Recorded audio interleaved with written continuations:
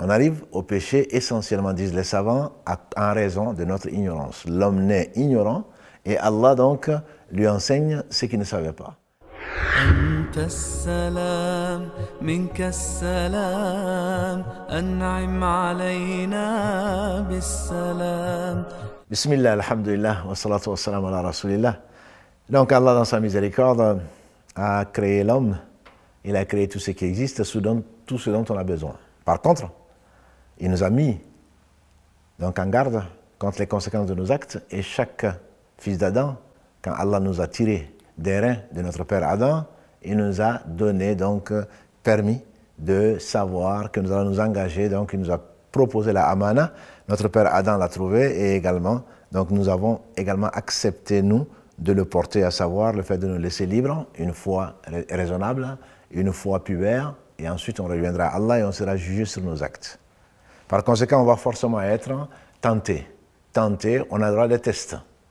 Parmi les tests, c'est tout ce que l'on rencontre dans son environnement, en soi-même, que ce soit la maladie, que ce soit la santé, la vie avant la mort, la richesse relative et la pauvreté, le froid, le chaud, etc., etc. Et donc, ce Seigneur a voulu que nous donner les moyens pour nous armer contre donc, les vicissitudes de la vie, et par conséquent, il a fixé des limites qu'il ne faut pas dépasser. Ces limites sont, nous avons dit, ce sont les péchés. Les péchés, comment est-ce qu'on y arrive? On arrive au péché essentiellement, disent les savants, en raison de notre ignorance. L'homme naît ignorant et Allah donc lui enseigne ce qu'il ne savait pas. Et parmi les choses qui nous amènent au péché, c'est avant toute chose la méconnaissance d'Allah, de ses noms et attributs. Il est le premier, qui n'a pas de début. Il est le dernier, qui n'a pas de fin. Les djinns et les hommes meurent, Allah est le vivant qui ne meurt pas. Il est l'omnipotent. Rien n'est au-dessus de lui, il est au-dessus de tout. Il est le subtil, le bien informé. Il est le majestueux. Il n'y a pas l'espace de 4 doigts dans le ciel, disait le prophète que Dieu le bénisse, celui qui le craignait le plus parce qu'il le connaissait le plus.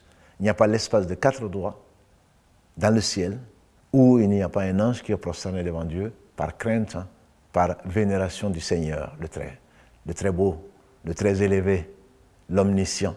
Et par conséquent, connaître Allah amène à l'aimer et il amène à le craindre.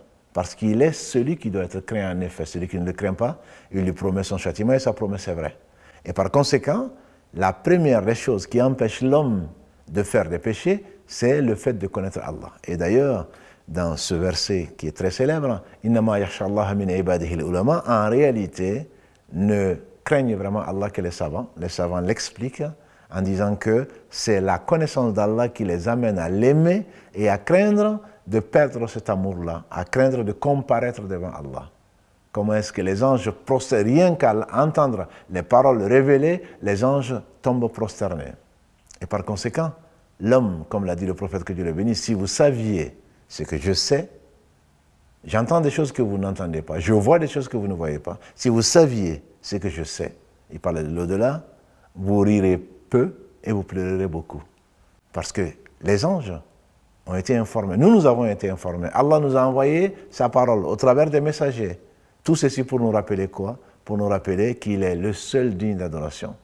Quand on l'oublie et qu'on adore nos passions ou on se laisse aller, on l'oublie, Allah nous laisse à nous-mêmes, bien qu'on ne peut pas se passer de lui le temps d'un clin d'œil.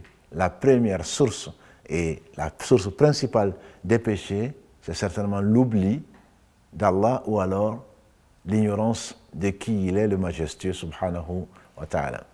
إن تجتنبوا كبائر